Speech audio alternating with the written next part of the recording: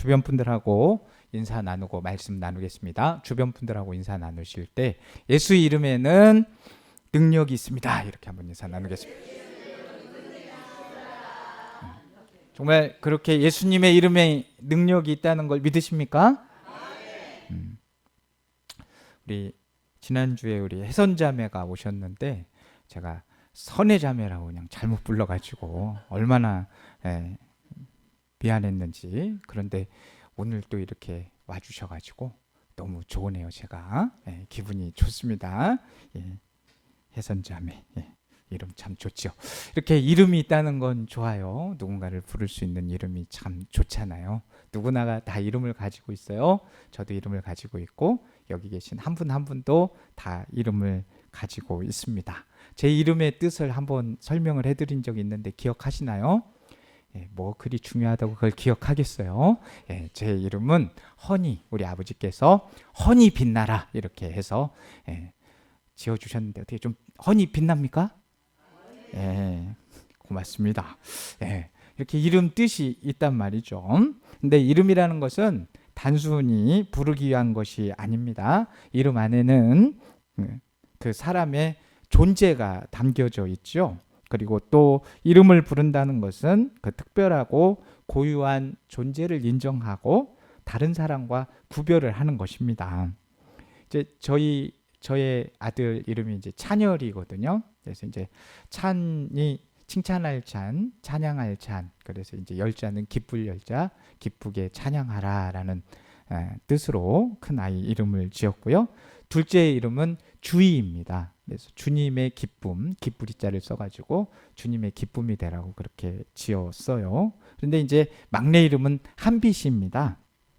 한빛이는 위에 둘의 이름과는 조금 이질감이 있지요.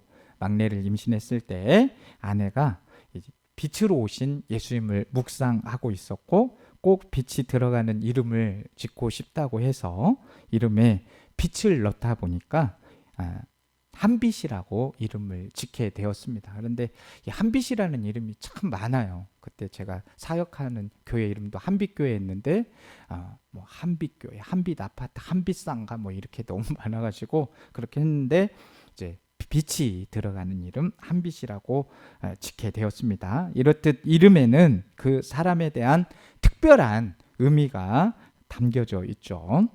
오늘 우리가 나눌 이 예수님에게도 이름이 있으셨는데 이 예수 그리스도의 이름의 뜻이 무엇인지 잠깐 살펴보겠습니다. 자, 이미 대부분의 성도님들은 예수 그리스도의 의미를 잘 알고 계시지요. 어떤 분들은 미국식으로 예수가 이름이고 막 그리스도는 성이다 뭐 이렇게 생각하시는 분들 있어요. 근데 예수가 이름인 건 맞은데 그리스도가 성인 건 아니고요. 예수는 이름이고 그리스도는 직분을 의미합니다. 그러니까 예를 들어 드리면 트럼프 대통령이라고 부를 때 트럼프는 이름인 것이고 대통령은 직분을 나타내는 것처럼 예수는 이름이고 그리스도는 직분인 것이지요. 예수님이 살던 당시 유대 지역에서 많이 사용하는 이름이었습니다. 자, 우리가 예수라고 읽고 쓰는 이름은 이 히브리 단어인 예슈아에서 온 이름으로 뜻은 하나님께서 구원하신다 이런 뜻을 가지고 있습니다. 그래서 히브리어 예슈아가 라틴어 예수스를 거쳐가지고 영어의 지저스가 된 것이지요. 우리나라에서 처음에는 예수가 아닌 중국어 번역으로 야소 이렇게 했지요. 그래서 후에 이 야소가 지금은 예수의 이름이 되었습니다. 자, 그리고 그리스도는 직분을 의미한다고 말씀을 드렸는데 그 그리스도의 뜻은 기름 부음을 받은 자, 메시아, 우리말로 하게 되면 이 메시아는 구원자라는 뜻을 가지고 있습니다. 그런데 이 예수 그리스도의 이름에는 다른 어떤 이름과 비교할 수 없는 하나님의 이 하늘에 큰 능력이 있다는 것입니다. 로마서 10장 23절 말씀 보시면 누구든지 주의 이름을 부르는 자는 구원을 얻으리로다 라고 말씀하지요. 구원을 받으리라 말씀합니다. 예수님의 이름을 부르는 자에게는 구원의 능력이 임합니다. 예수님은 그리스도시고 구원자 예수님이라는 것입니다. 이 시간 예수 그리스도의 이름의 능력에 대해서 함께 나누고 예수님의 이름, 그 이름을 가진 삶에 대해서 오늘 말씀을 통해서 살펴보고자 합니다. 오늘 본문 말씀은요, 우리가 너무나도 많이 듣고 잘 알고 있는 말씀이지요. 베드로와 요한이 태어날 때부터 이 걷지 못하던 사람을 고쳐주는 사건입니다. 본문 1절에 제9시 기도 시간이라고 했습니다. 이 9시는 지금 당시 시대겠지요. 그러면 우리 시간으로 몇 시일까요?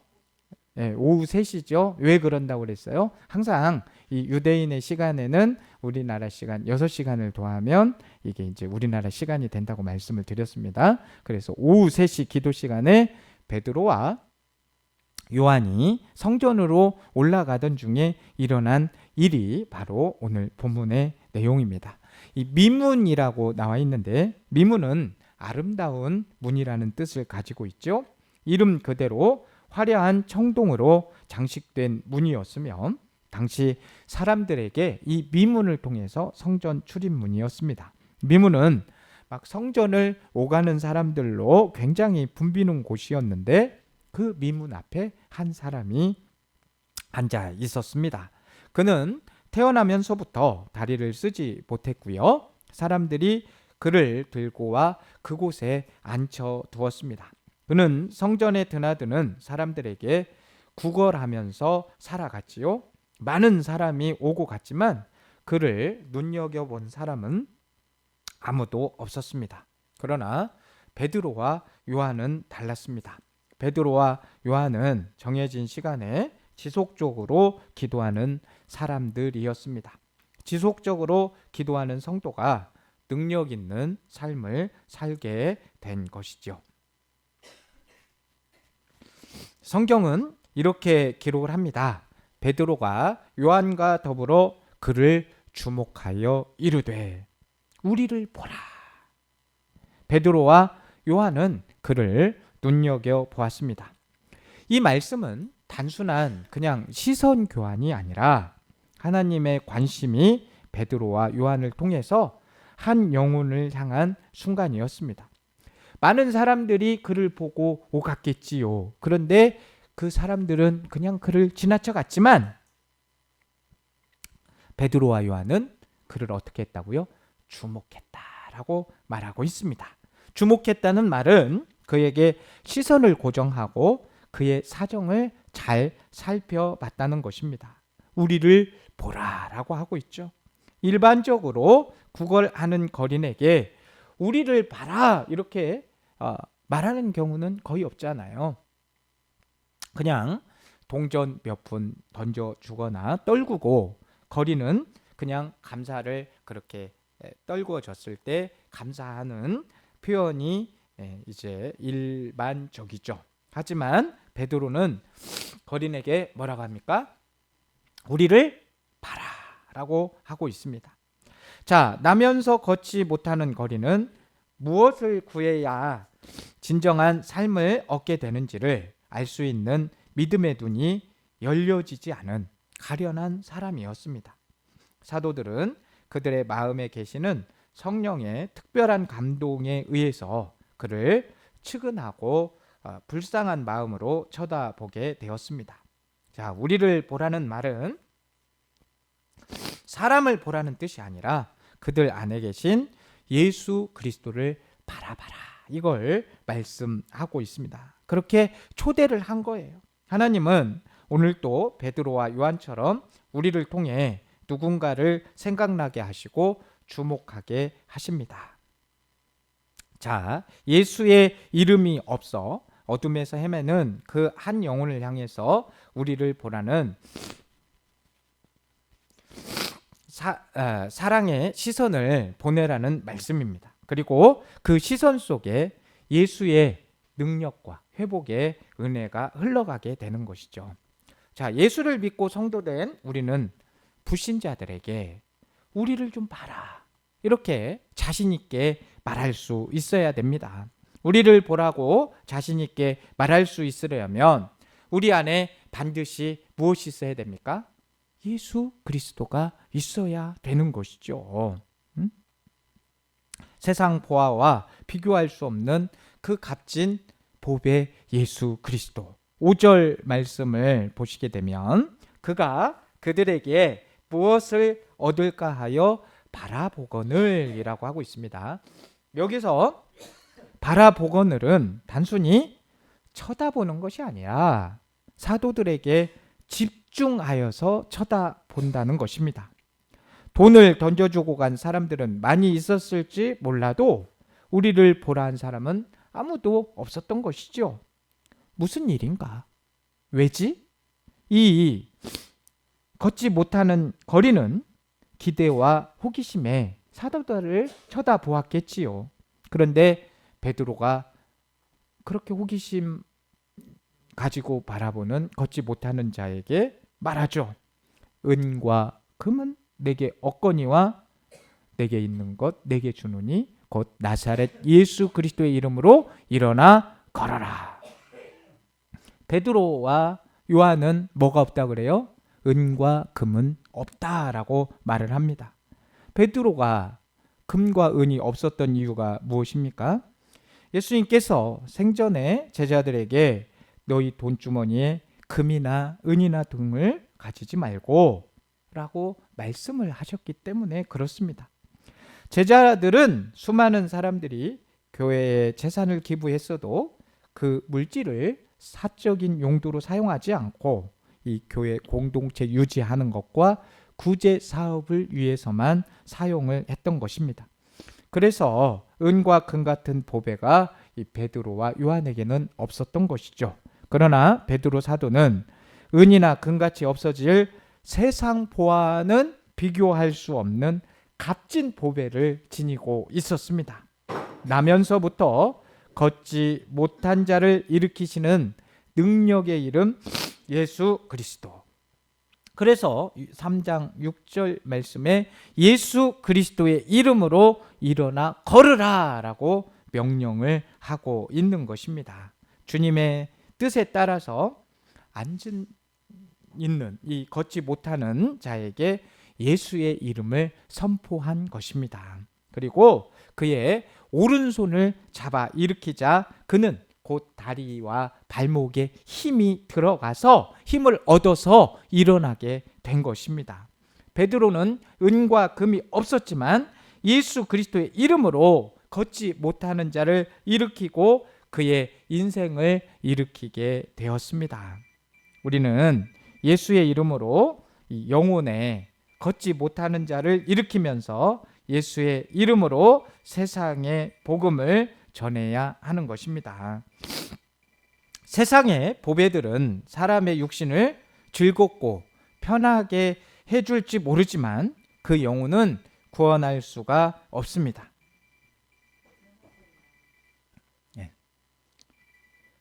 잠시 이제 소리가 좀 저렇게 맞다고 저렇게 전화도 오고 참 좋은 교회죠. 뭐 우리 교회는 얼마나 은혜로운지 몰라요. 예배 전에 막 곤충이 축하하러 진에 큰 것도 오고 예배 도중에 또 축하 전화도 오고 좋습니다. 자, 세상의 보배들은 영원한 것이 못 되고 쓰기 시작하면 금세 없어지잖아요.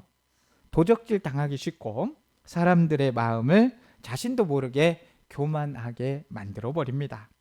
정욕과 욕심을 채우는 이기적인 사람으로 만들면서 물질을 우상으로 섬기게 만들어서 멸망의 길로 인도할 수 있게 하는 것이 세상의 보아들이다. 세상의 보아들은 잠시는 우리에게 좀 좋게 해줄 수는 있지만 그것은 영원하지 않은 것입니다.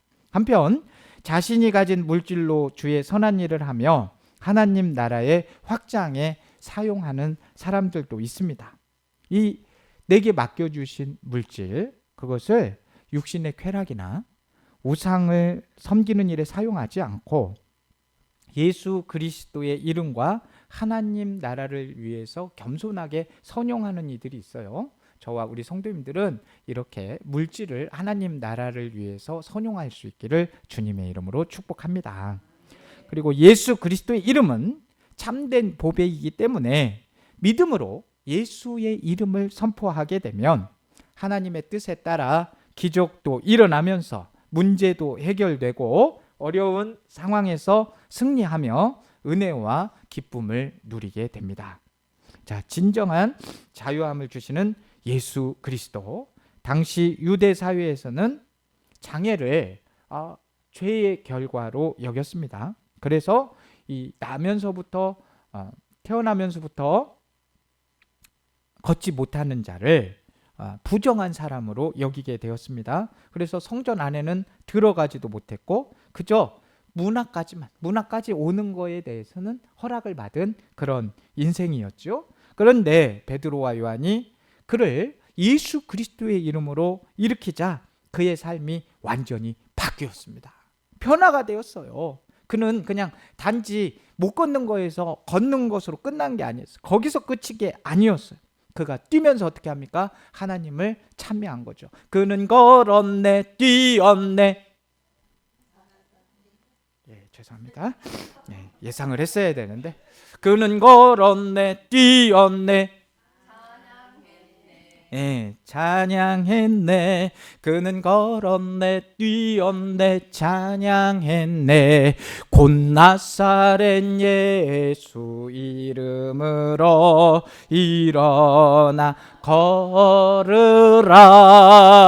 할렐루야. 이렇게 완전히 삶이 바뀌어서 뛰면서 하나님을 찬미하게 되었습니다.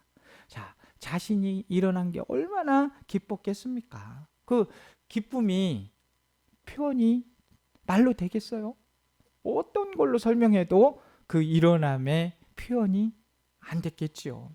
아마 이 걷지 못하는 자는 주님의 이름을 통해서 일어났을 때에 다시 태어난 기분이지 않았겠습니까? 걷기도 하고 뛰기도 하며 자신을 고쳐주신 하나님께 감사와 찬양을 올려드린 것입니다. 이전에는 그냥 성전 밖에 있는 사람이었지만 이제는 치유함을 받았으니 이제 성전 밖에 자리가 아니라 하나님 안으로 들어와서 영광을 돌릴 수 있게 되었습니다. 베드로와 요한이 통전 몇 푼 그에게 구걸하는데 주었다고 한다면 그는 그것으로 하루 한 끼 해결을 하였겠지만 다음날 또 구걸해야 했겠지요. 그러나 예수 그리스도의 이름으로 은혜를 준 결과, 나누어 준 결과 그는 장애라는 어려움에서 자유하게 된 동시에 하나님을 찬양하는 자유의 영혼이 되었습니다. 우리 역시도 하나님을 찬양하는 자유의 영혼이 되기를 원합니다. 예수 그리스도의 이름을 받아들이고 그 능력으로 우리가 하나님을 찬양하는 자리에 있기를 간절히 원합니다. 본문 9절 말씀 보시게 되면 뭐라고 이야기를 하고 있냐면 모든 백성이 그 걷는 것과 하나님을 찬송함을 보았다고 말씀하고 있습니다. 자, 기적은요 그냥 당사자에게만 해당되는 것이 아니에요. 기적이 일어나면 그 주변에 있는 사람들이 다 보는 은혜가 있는 것입니다. 그를 둘러싸고 있는 많은 사람들이 영향을 미치게 된다는 거예요.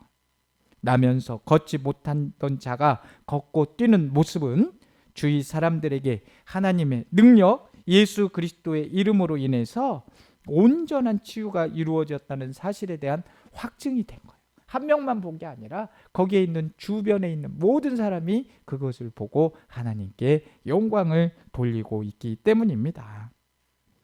그걸 보면서 그런 확실한 증거가 있으면서 누군가는 그 나면서부터 걷지 못하던 자의 그 치유 현장을 보면서 그걸 보고 누군가는 믿지 않았겠습니까? 여기 계신 우리 사랑하는 성도 분들 이렇게 예수님의 능력으로 살아가는 모습을 보면서 누군가는 성도님들 보고 예수를 믿을 수도 있다는 것입니다. 그러니 우리는 예수의 능력으로 삶을 살아내야 됩니다.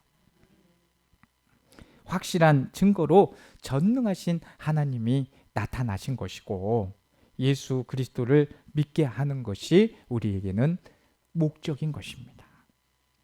기적이 계속해서 나타나고 그 기적이 나타남으로 말미암아 예수 복음의 능력이 전해지기를 간절히 원합니다. 우리를 변화시키는 예수 그리스도, 예수 그리스도의 이름은 죄사함을 얻게 합니다. 그리고 더러운 것을 깨끗하게 하십니다. 어두움을 밝히십니다. 우리 안에 성령을 모시게 하며 영원한 생명을 얻게 만듭니다.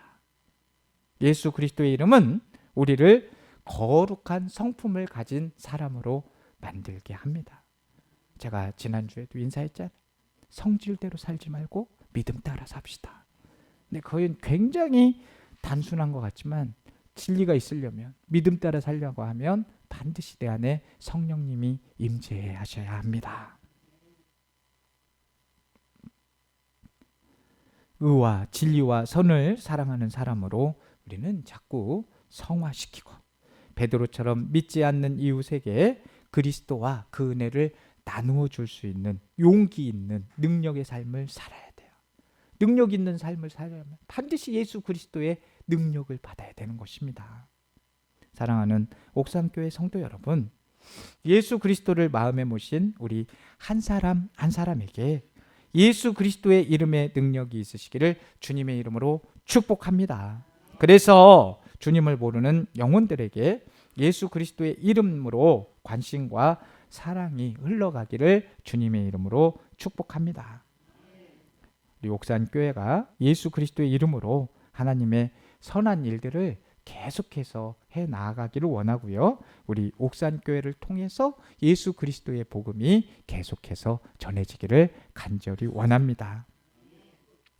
나면서부터 오늘 걷지 못하던 사람은 나사렛 예수 그리스도의 이름으로 능력으로 일어나 걷게 되었고, 이제 성전 안으로 들어가서 밖에 있던 사람이 이제는 완전히 다른 사람이 되어서 성전 안에 들어가서 이제 예배를 드리고 하나님을 찬양하게 됩니다.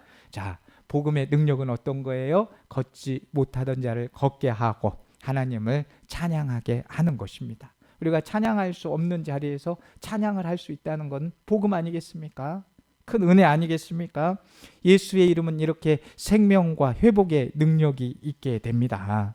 우리 모두가 예수 그리스도의 이름의 능력으로 매일매일 능력의 삶을 살아가기를 원합니다.